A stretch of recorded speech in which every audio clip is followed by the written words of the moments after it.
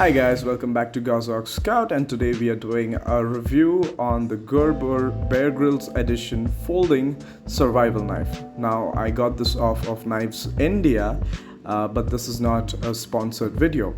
So your knife comes in a packaging like this, and inside we have the original box with the labels and prints and everything else. And further inside we have a black fabric holster with the knife inside.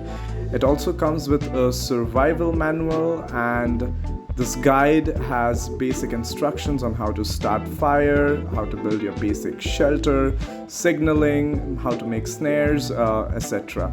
Now let's put this away, and sorry about that. So inside this fabric holster we have the folding knife itself, and as you may note that once I open this up, this knife has a drop point blade, and as you can see the lanyard at the end that was attached by me. We'll talk about that more later.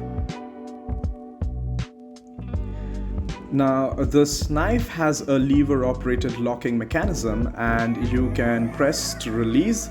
It also has a thumb stud for one-hand deployment, and the blade is pretty sturdy once locked. One unique feature of this knife is that it has serrations on this, and you hate it or love it. There is also a choil for your index finger for better grip, and as you can also see, there's a slight jimping on the spine for your thumb to control this knife better. Alright, now it's time to take the blade to the field and let's see what she can do. Okay then, so we are in the wilderness, we have wood, we have the knife, so let's get chopping. As I was telling you about the lanyard which I attached previously, it's for the knife to not get slipped out of your hand. In times of fatigue or stress, this will prevent you from injuring yourself. Now it makes short work of twigs, anything which is dry, it chops it really fast.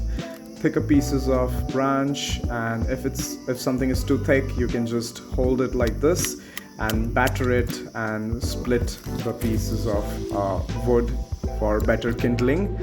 Now the serration is really good for going through lanyards or rope, and as you can see, it cuts like butter.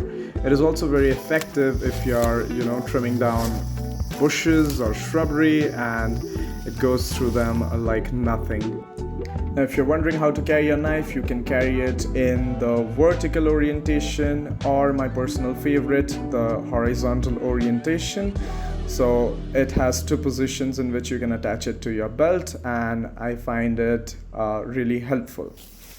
Now if you ask my personal opinion if or not you should go ahead and purchase this knife, then I would tell you that the blade material or the steel used in the blade is slightly softer as compared to what I would like on a survival or bushcraft knife, and upon usage, heavy usage, I did see a little bit of crimping.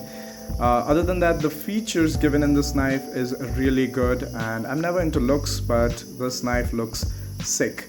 The price and other details of this knife is given in my description below, and if you found this video informative and helpful, please go ahead and give a like and subscribe. Until next time, bye bye.